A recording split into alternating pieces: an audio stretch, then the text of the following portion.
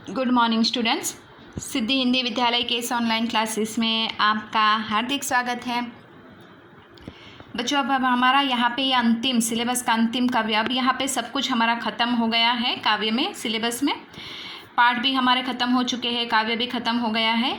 और ये जो काव्य है उसके अभ्यास के प्रश्नोत्तर की हम चर्चा कर लेते हैं। नेक्स्ट वाले कल के वीडियो में हम क्या करेंगे, मैं आपको जो अभी 80 अंकों का जो आपका पेपर होगा वो पेपर पैटर्न में आपको समझा दूंगी। ठीक है, किस तरह से है, किस तरह से क्या कितने अंकों का है। तो आज हम ये जो प्रश्नोत्तर है वो प्रश्नोत्तर कर लेते हैं। तो यहाँ पे बच्चों हमने देखा इस काव्य में कि जो निर्मला जो है कवियत्री है वो आदिवासी समाज से है, संथाली समाज से है। आदिवासी समाज आगे चलकर नष्ट ना हो जाए, ग्रामीण संस्कृति की पहचान ही ये निम्न जाति आदिवासी समाज है। अगर वो नष्ट हो जाएंगे तो फिर ग्राम की यहाँ पे गांव की पहचान कैसी होगी। फिर गांव तो हमें सिर्फ किताबों में पढ़ने में या फिर किसी चित्र में देखने को मिलेंगे। तो इस तरह से उन्होंने स्पष्ट किया है। आदिवासी समाज को बचाने के लिए कहीं उसको शहर की हवा लग गई और वो भी शहर में तब्दील हो गए तो आदिवासी समाज का टिक पाना मुश्किल हो जाएगा। और कवियत्री ने उनको बचाने के लिए कहा है, अभी भी देरी नहीं हुई, हम कोशिश करें तो उनको बचा सकते हैं। ये बात कवियत्री ने यहाँ पे बताई है। अब अभ्यास के प्रश्न देख लेते हैं। पहला प्रश्न, माटी का रंग प्रयोग करते हुए किस बात की ओर संकेत किया गया है। तो माटी का रंग प्रयोग, ये शब्द का प्रयोग करते हुए कवियत्री ने इस बात की ओर संकेत किया है कि ग्रामीण संस्कृति में रहने वाले जो आदिवासी समाज है, जो संथाली समाज है, क्योंकि कवियत्री खुद संथाली समाज से है, तो ये निम्न जाति के आदिवासी समाज जो है, ये समाज के लोग जो है वो उनका ज़्यादा प्रभाव किस में होता है, यहाँ पे गाँव में। गाँव की मिट्टी, फसल, खेत खलिहान, ये सब उनका ज़्यादा होता है, उनके साथ लगाव। तो मिट्टी का रंग उनके भीतर भी देखने को मिलता है। मिट्टी के साथ आदिवासी ग्रामीण संस्कृति संथाली समाज जुड़ा हुआ है। भाषा में झारखंडीपन से क्या अभिप्राय है। तो भाषा में झारखंडीपन अर्थात यहाँ पे जो संथाली समाज के लोग हैं, ये संथाली समाज के लोग झारखंडी भाषा बोलते हैं। ये उनकी वहाँ की भाषा है। और हम सब जानते हैं बच्चों, हमारी मातृभाषा के साथ हमारा लगाव कुछ ज़्यादा होता है। यहाँ पे जननी के साथ, जननी यानी माँ के साथ हमारा लगाव, जन्मभूमि यानी धरती माँ के साथ हमारा लगाव, और मातृभाषा भाषा के साथ जो हमें जन्म के साथ ही हम धीरे धीरे बोलना करना सीखते हैं। जैसे हर इंसान की अपनी मातृभाषा होती है, हम सबकी अपनी अपनी मातृभाषा है। तो उस मातृभाषा में हर इंसान अपने जीवन की वेदनाओं को व्यक्त करता है। तो संथाली समाज के लोग भी यहाँ पे उनके जो भाषा है उसमें उनकी संस्कृति झलकती है, उनकी दिनचर्या झलकती है। इस भाषा में अपने सुख दुख हंसी खुशी बांटते हैं वो लोग।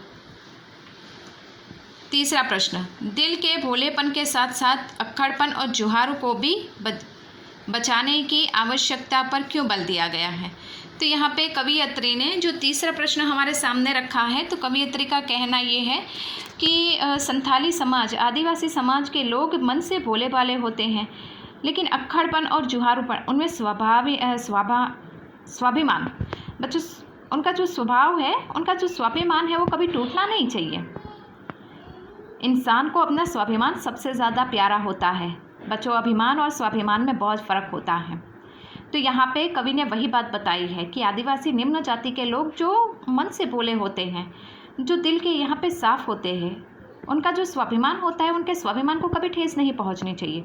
क्योंकि अगर ऐसा हुआ तो यहाँ पे संथाली समाज अर्थात जो आदिवासी निम्न जाति के लोग हैं वो धीरे धीरे अब टूटने लगेंगे, नष्ट होते जाएंगे। उनकी पीड़ा वेदना को कोई नहीं सुनेगा तो फिर ये लोग कहाँ जाकर अपनी पीड़ा वेदना सुनाएंगे।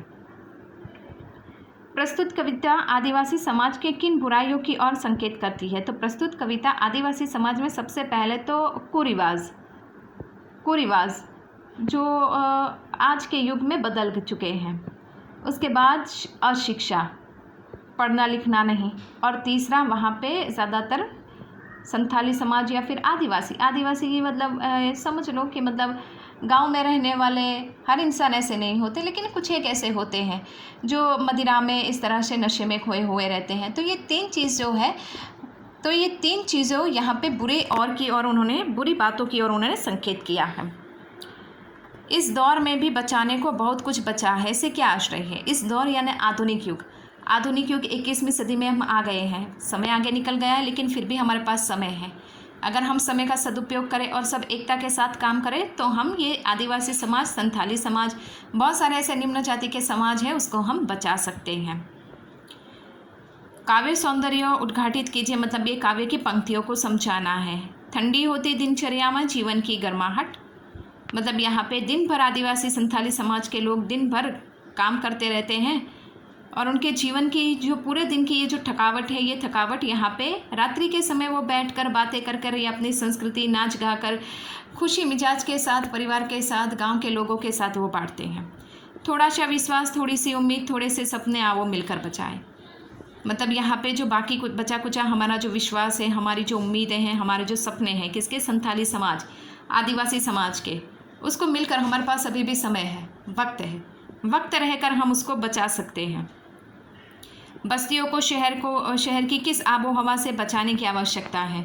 तो बस्तियों को शहर की यहाँ पे जो गति है, टेक्नोलॉजी है, आधुनिकता है, नयापन है, इन सब वस्तुओं से उनको बचाना है।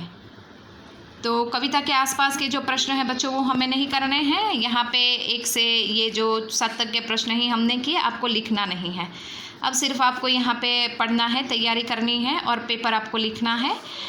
12 तारीख को आपको बताई दिया, सूचना मिली है, उसके हिसाब से आपको पेपर लेकर जाना है। तो बच्चों इस तरह से जो नेक्स्ट वाले वीडियो में हम पेपर पैटर्न की चर्चा करेंगे, तब तक के लिए यहाँ पे रुकते हैं। Thank you.